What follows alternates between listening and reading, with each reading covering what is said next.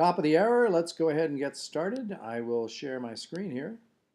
And as I am waiting for Avish to come in, I will give you some of the stuff. We do these every Wednesday. If you don't know that already, you're here, but just wanted to let you know. And what I do is I normally speak with my JV partners about what's going on, and you get to listen in. So that's the format, and I think I see Avish arriving here shortly. So he and I will talk, and you can listen. Avish is coming in. He's almost here. I can see him. 1 second, and we'll get started. Avish, can you hear me? I can hear you. Hey, good. So let's continue a little bit of the discussion that we were having there. First off, let's pull up the site here, and Hey, real quick, did you get the text I sent you 2 minutes ago? I did not. Okay, no big deal. Just I got to hop off around like 4:30. So. Okay, sounds good. Okay, so what you said that now you looked at some of the numbers, and again, are we seeing the continuing trend in terms of opt-ins going up? Yeah. I didn't do the this last week's analysis yet. I can pull those numbers up right now. Yeah, that'd be cool because I'd like to see. And by the way, I see here with our little our little blast here, our little sunburst of red for your free instant 15-minute consult call. Has anyone called? No. Okay. That's probably because they feel like they're going to get sold something if they do. We may actually want to add something to that.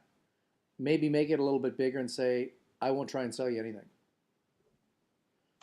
Because I think that's probably people's biggest fear when they see that. But yeah, when you pull those up, I'd be curious to see what the numbers are on opt-ins if they've continued to remain high. And let me just take some notes here. Opt-in rate for speakingexpert.com. Last time we looked, I believe it was over 8%. 8+% as I recall. Well, yeah, 2 weeks ago was 8+%. Last week was 6.5%. Okay. So yeah, it's gonna be a little up and down. But last week was 2 weeks ago for some reason there was a spike. But last week was still the highest week since we started. Other than that spike. Gotcha. And so let's see here. What is it? What is it now? Tell us. Where are we going here? Let's see. Please bear with us as Avish is checking on those important opt-in rate numbers. This was a tad lower. This is about 5%. So it's gone down to 5%. And what was it? It was 3 something at one point, right? Before we started messing with it? Yeah, the very first week we started this was 2.7. Then it jumped, for some reason, 6.5. But then the next weeks it was 3.2, 4.3, 4.1. Then it jumped to 8.6. Last week was 6.4, and then this week was 4.8. So again, it looks like it's moving all over the place the best way. And how many total visitors? What kind of a total amount are we looking at here in terms of the? I'm trying to get a feel for how big our sample size is. This week there were 104 unique visitors. 104 visitors. Okay, yeah. So those jumping around like that, it's with that many visitors, it doesn't seem like it's an indication of anything. There's too much margin for error there. So yeah, it's not a big enough sample size. Okay, well then we just it seems like these numbers right here. If we can get somewhere, let's say we're averaging 5% or 6%, that's not bad. So the emphasis still should be on increasing traffic. It would seem to me, just because that's it's such that we can't really get what's our total opt-in email list? It is around 2,500, but I'm getting a lot of junk emails on there. I don't know why. Meaning to say that people are signing up with kind of bogus emails? Yeah, more or less. Like, let me see if I can Yeah, here's one whose name is, well, this one actually might be real, but the name is just garbage, like VPOJBXMHZF. But it's a semi-real looking email address. But then for some, I get just total crap emails, and I'm not sure why. Yeah. It's like I'm on some kind of bot that's just So, coming so your by. suspicion is that are these people able to get whatever it is? Excuse me. Are they able to But download the six-figure secret book with a bogus email address or no? yeah. So in other words, even if they put in a bogus email address, they can't. They can still get the book. Oh no, no, they can't. Yeah, I was You're going to say. So sorry, in they other cannot words, because the link to the download page is in the legitimate email address. yeah, that's what I thought. So, but again, a lot of people have email addresses set up that they just do that with, and then they never check them at all. Yeah, and for all that could be valid. Here's the weird thing though: if I go into the shopping cart, the web marketing magic, it shows more total number of opt-ins than the Google conversion, which leads me to believe that something's going on where people are somehow signing up. But the way the Google works is number of people that visit the thank you page. So it's like people are signing up but not reaching the thank you page, or for whatever reason they're not. Google Analytics isn't recording it. Maybe they don't have cookies or something. I don't know, but Well, maybe what we should do is get something in between there. So when they click on this link, let me just do it here. Or when you go here, so if I put in Fred and I put in my email address, Fred Gleeck at Gmail.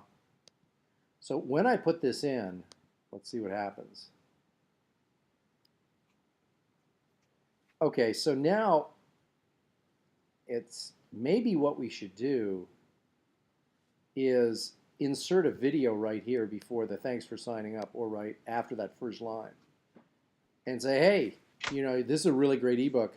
Make sure to check your email to get, to click on that link and blah, blah, blah, blah. I think that might help increase it. okay. Short, 20, 30-second max. Yeah. Yeah, that'll work. Try that. Let's give that a shot and see what happens. So we'll insert the video when they get to the page which tells them what to do. I would try that and see what happens. And since you said you're only going to be here for till 30 minutes after the hour, is that it? Yeah. Okay, so we'll probably then have a shortened version today of the normal, 50-minute or an hour sort of webinar. So okay, so we did that. You and I talked a little bit about this on the phone, and so let me just tell you what I sent to Stanley. Is I sent Stanley, my webmaster, the list of things to do based on traffic secrets from Bill Ballou, and that's get travel. Get traffic 10K. I forget the name of our website that we have that product on there, but BB, let's just say. So from Bill, and it came up with a number of things, and it's probably worth sort of thinking about that again, which is that the goal here was to create 30 blog posts weekly at 250 words each. And so that came out to around 4 per day. And again, Avish was finding it a little bit tough to, you were finding it a little bit tough to crank out that many blog posts, or you're doing less than that. But the idea here was to create a massive number of blog posts and do that for 6 months. And if we did that for 6 months, if it's, so what is that? That would be 26 weeks times 30 blog posts a week.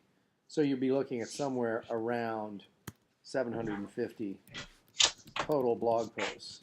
And the idea would be that if you did this for 6 months, that you'd start to see some real traction given that you did some of the other stuff that he recommended to do, which had to do with making sure that you put the keywords in there, put them in the title, et cetera, et cetera. But it seems to me that what what he is saying with this system is that Google really gives us a lot of credit for lots of updated information on a site related to your topic. They don't have to be long, but they have to be often, and they've got to be consistent over a period of time. So I think that that's really the key to that system, is that there's a lot of blog posts going on. They're happening over time. They're consistent, and it just, boom, boom, boom, it happens like that. So I think that, and again, I've spent my time. I just did a little bit of it earlier today, and this is what I'm doing. Just so you know, Vish, what I decided to do was the following: is I created a new document, and I called it, blog posts. And then what I'm doing is I am just basically making sure, and I have it open in a Pages document, which you can do this in Microsoft Word, but I'm just using Pages because I'm on the Mac. So in a Pages or Microsoft Word document, there's a word count, right? And so what I'm doing is I'm first starting out by saying to myself, okay, what am I going to write about? So this time I started thinking about, okay, how does book writing, and I think my first title was something like book writing and the information marketing process. So that's really my keyword. Those are my keywords there. It's information marketing process. And I think I put it like, I think I put book writing and the information marketing process, but those are my keywords. So then I made sure that in the first line, I used the keywords. And then I just made sure that I repeated them a couple times, and I came up with, and this is, I think, the easiest way for people to do it, because for me at least, I mean, I think in terms of sort of days at a time. So if I have to have 4 blog posts, and I'm going to do that in one day, and that means 1,000 words, which is really not tough to write, broken up. There's a lot of extraneous noise, just so you know, Avish, going on. So just so you know. Sure. Broken up into 250 word chunks. And so what I'm trying to do is find a way to make it as easy as possible to do this.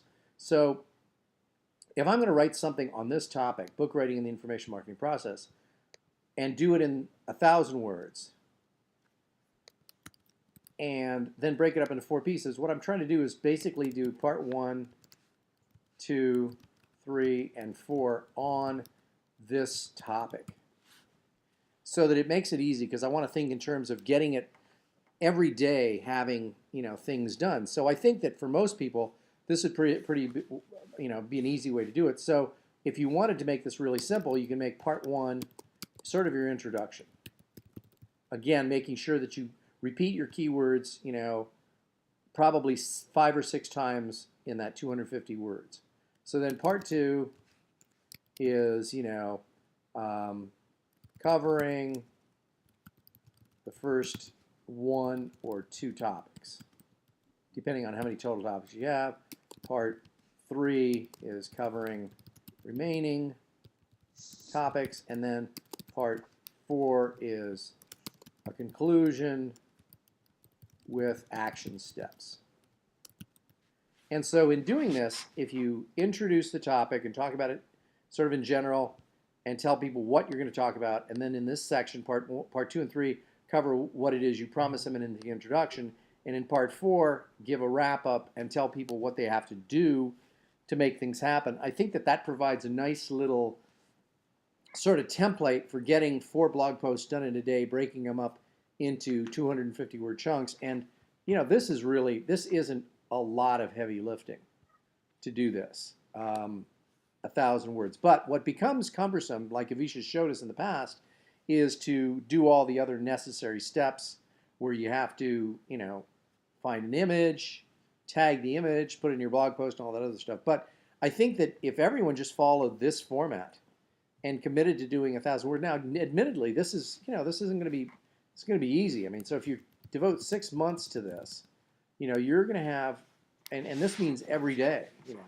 So you write 1,000 words a day, and you just, you crank it out. And that, to me, can you think of a better way to do this, to get 1,000 words out a day than this, Avish? Do you have an alternate suggestion? No, I think that's good. And I think the added bonus to doing it this style is that one of the SEO things in Bill Blue's system was having internal links. And so by virtue of breaking one post into four, you just link them to each other, and that kind of takes care of your internal linking. Ah, okay.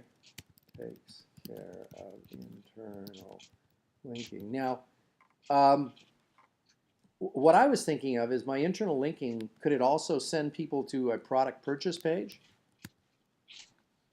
Uh, I would assume. I mean, I think by internal link, as long as it has the same domain. So I think if you were sending it to like a standalone website, then no. But if it's a product page within your website, then I think that would work. Got it.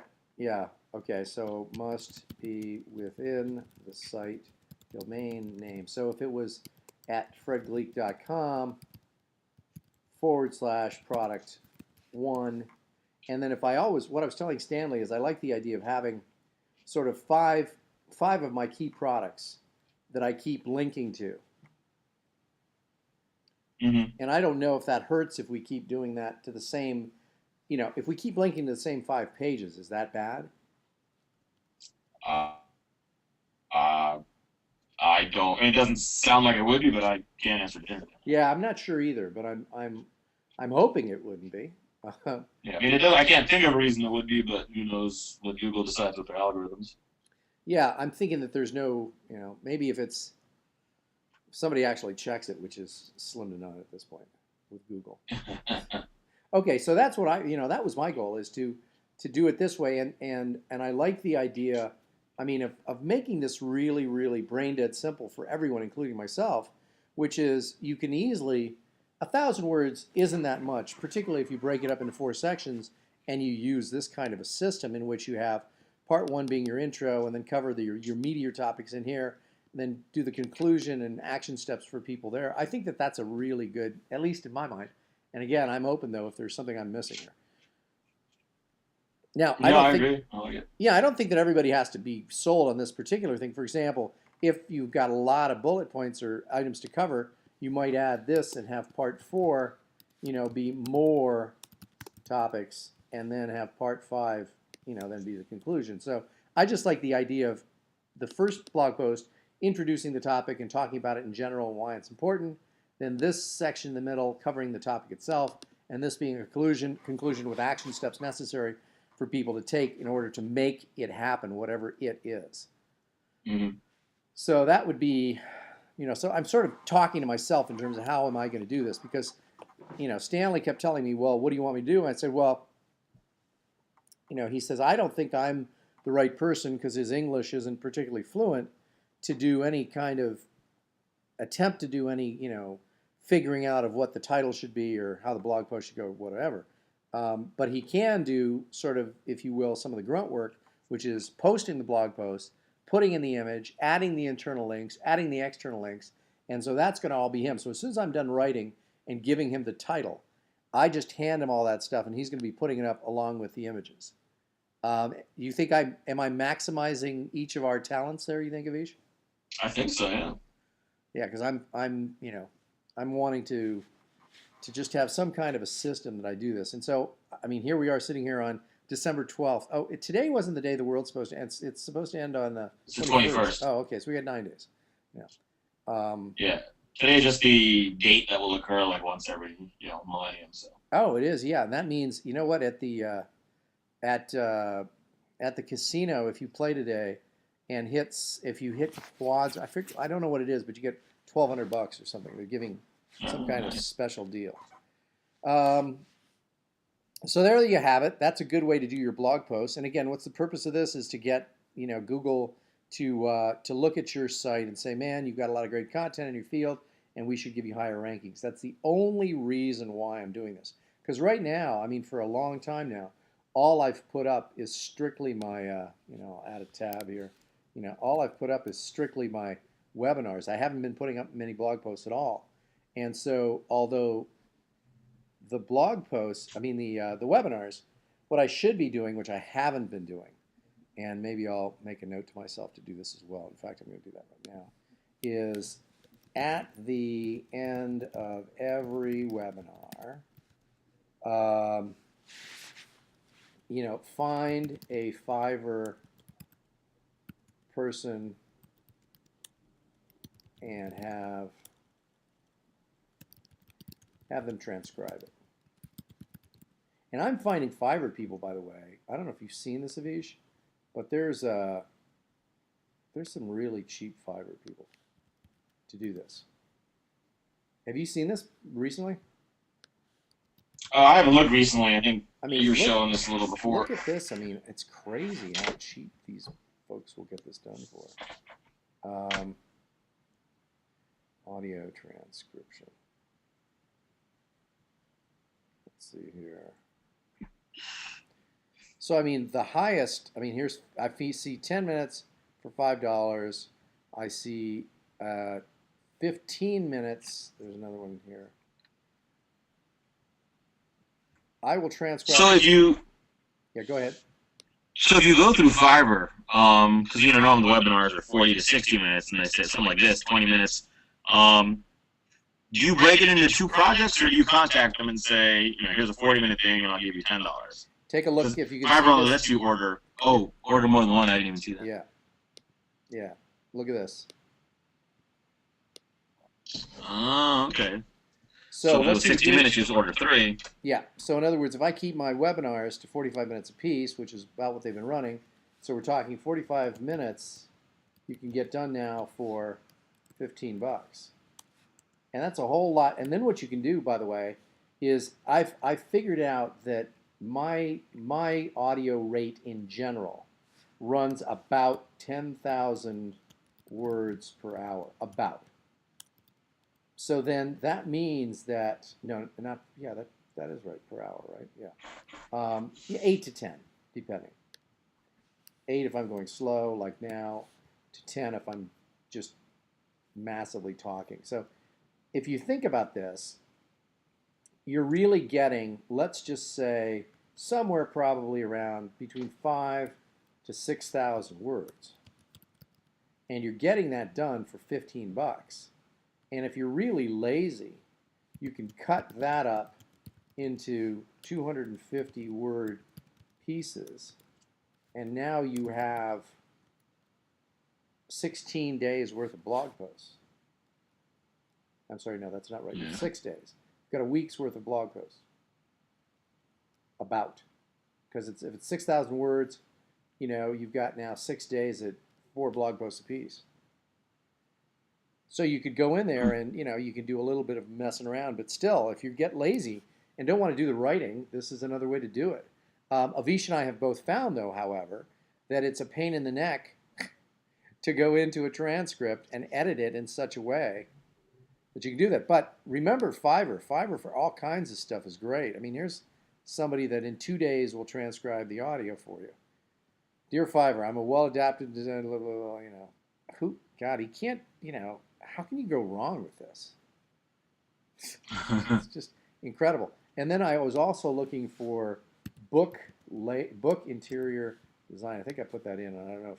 But I mean, I was helping Gil get his book together. And so I said, okay, let me see if I can find something on Fiverr that will come up with interior design. Book, I think it's probably better called book layout for people here. And when you put in that, I mean, you can get some just incredible deals on people doing awesome book layout for children's books, blah, blah, blah. I'll professionally lay out your layout book up to 20 document-sized pages for $5. So here's some guy who will lay out your book 20 pages for $5. And that's, I mean, again, here you could, up to 20 document-sized pages for $5. So let's say your book comes out to 200 pages. You're now looking at $50. This is like, I mean, dirt cheap is what we would call this. Now, 2 positive reviews, 1 negative. So you got to know that there must be, you got to buy carefully. I mean, Fiverr is dirt cheap, but it's also a place where you can get things that aren't quite at the top of the level that you're looking for. But for most things, it's certainly adequate. Certainly for audio transcription. And again, there are tons of people doing it, so you can sort of spread the work around. Um, I don't know if there's any way. Avish, can you think of any way around the fact that when we do the transcriptions, oftentimes it's difficult to turn those into blog posts because they don't sound right? Uh, yeah, the only thing I can think of is I think for an audio product, making it conversational works really well. Um, I think to make it work as a transcript turned to written, I think it needs to be more. What's the word? What's the fancy word for it? Like the unilateral type. So, like if it was me, then you could ask me a question, but rather than you and I conversing, I would do like a 3-minute answer. If that makes sense. Right. Because I have my first book way back when, my Supercharge Your Creativity book way back when, I took a speech I did that I'd recorded, transcribed that, and that was the basis. And that worked pretty well because that was me just talking, which sounds a lot more like writing than when you're having a conversation. Yeah, that's true. So if you do some kind of an interview with someone, the way to do it is I ask you a question, and then just let you go on for as long as you want. Don't interrupt you. If your goal is if you're doing it just for transcribing and turning into writing, yeah. But yeah, that's my point. Yeah, absolutely. Yeah. Okay. So yeah, we can. We'll probably use that method again. And I don't see Gil isn't on the call because he's busy with stuff. Let's see. Somebody. Uh, yeah. There's a question about number of posts per day decreasing traffic.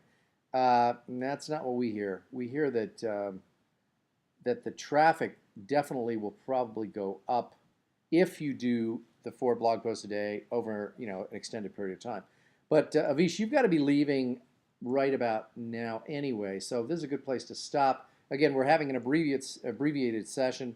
A week from now is going to be the 19th. We'll still do one, and then we may have a week or two hiatus because it'll be right after Christmas and right probably after New Year. So, folks, expect to have one more webinar next week on the 19th, and then we're going to have a little break. So, thank you all for being here.